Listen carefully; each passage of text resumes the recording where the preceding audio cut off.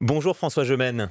Bonjour Adrien. On vous retrouve pour une nouvelle saison de Zéro Émission, alors qu'on a l'impression que l'écologie a complètement disparu des radars cet été. Effectivement Adrien, on a l'impression que c'est complètement passé au second plan, plus personne n'en parle et au moment où la France fait un peu le difficile apprentissage des gouvernements de coalition, on a l'impression que la question des politiques environnementales, elle est complètement passée au second plan. Et c'est pas du tout là-dessus que les partis s'écharpent. Quand les partis réclament d'appliquer leur programme, ils parlent de la réforme des retraites, ils parlent du SMIC, ils parlent jamais d'écologie. J'ai pas souvenir, par exemple, qu'un parti est menacé de censurer un gouvernement s'il rénovait le logement ou s'il déployait des énergies renouvelables. Alors François, comment vous expliquez ça? Pourquoi les partis ne s'intéressent pas à ces sujets et qu'ils les considèrent comme secondaires quasiment?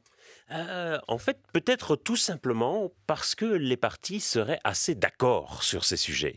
Et c'est l'hypothèse très audacieuse que posait le philosophe Pierre Charbonnier au milieu de l'été, alors que tout le monde, évidemment, s'accordait à dire que l'Assemblée nationale était divisée en trois blocs inconciliables, que personne n'avait la majorité. Il soutenait, lui, la thèse inverse. Il y avait, disait-il, une majorité à l'Assemblée, et c'était une majorité verte, qui n'avait rien à voir avec le score électoral des écologistes. Ce qu'il voulait dire par là, Adrien, c'est qu'il était possible de trouver un consensus entre partis démocratiques autour de certaines politiques climatiques, comme par exemple l'investissement dans des infrastructures vertes ou la protection contre les risques climatiques. Alors évidemment, je vous concède, Adrien, que la thèse semble très iconoclaste, Oui. alors que les partis menacent sans cesse de se censurer les uns les autres et semblent étrangers à toute logique de compromis. Mais réfléchissons-y à deux fois. Est-ce qu'au fond, il ne serait pas possible de construire une coalition sur la base des enjeux écologiques? Et donc c'est possible que ça nous permette de sortir de l'impasse. Sortir de l'impasse, Adrien, vous m'ôtez carrément les mots de la bouche, puisque c'est aussi le titre d'un livre stimulant que vient de publier Denis Pingot aux éditions des Petits Matins. Le temps de la sociale écologie est venu, dit-il, et il voit cette sociale écologie comme une logique de coalition qui viendrait rompre avec la logique de confrontation qui a à peu près toujours dominé la vie politique française. Et ce qui est intéressant, c'est que et Pingot et Charbonnier sont plutôt classés à gauche, mais ils estiment au fond que la gauche ne peut pas avancer seule sur ces sujets et qu'il faut s'engager dans une logique de coalition. C'est effectivement intéressant, mais quand on parle de voitures, quand on parle d'agriculture, de nucléaire, de méga-bassines, on a l'impression qu'on n'arrivera jamais à réconcilier les partis autour de l'écologie. Très clairement, ce sont ceux que vous avez mentionnés, Adrien, ce sont des sujets qui divisent et les partis vont d'ailleurs, il faut le dire, parfois utiliser ces sujets précisément pour cliver l'opinion. Mais derrière ce théâtre politique, il y a aussi des aspects qui font davantage consensus, notamment dans la lutte contre le changement climatique. Par exemple, tout le monde est à peu près d'accord sur les objectifs climatiques de la France, et tout le monde est aussi d'accord pour dire qu'il faut articuler la transition écologique avec une transition sociale, de manière à éviter que cette transition ne pèse ni sur les plus pauvres, ni sur l'emploi.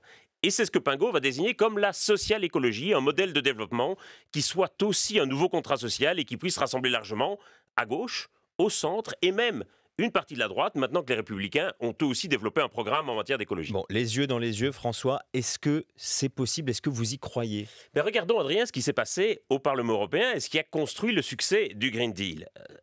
Le Green Deal, il était porté par une large majorité au Parlement, par la droite comme par la gauche, par la conservatrice Ursula von der Leyen, comme par le socialiste Frans Timmermans.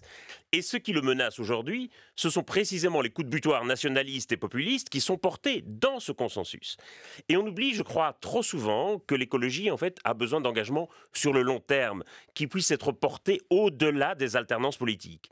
Et donc, si l'écologie devient un sujet trop politisé, trop clivant, trop idéologique, alors le risque est très grand de voir un gouvernement défaire ce que le précédent a réalisé, simplement pour marquer un symbole d'alternance. C'est exactement ce que Donald Trump a fait lorsqu'il est sorti de l'accord de Paris en 2017. Et en fait, la transition écologique, elle a besoin de signaux clairs, elle a besoin d'engagements qui soient portés dans la durée à travers les gouvernements. Et donc, plus le consensus social autour de ces sujets sera fort, plus ces engagements seront tenus dans la durée. Et donc c'est peut-être pour ça que, au fond, si on veut être honnête, la disparition de l'écologie dans ces périodes un peu compliquées de pugilat politique et de manœuvres politiciennes, au fond, c'est peut-être pas une si mauvaise chose que ça. L'expertise et la vie de François Gemène dans Zéro Émission. Merci François. Merci Adrien.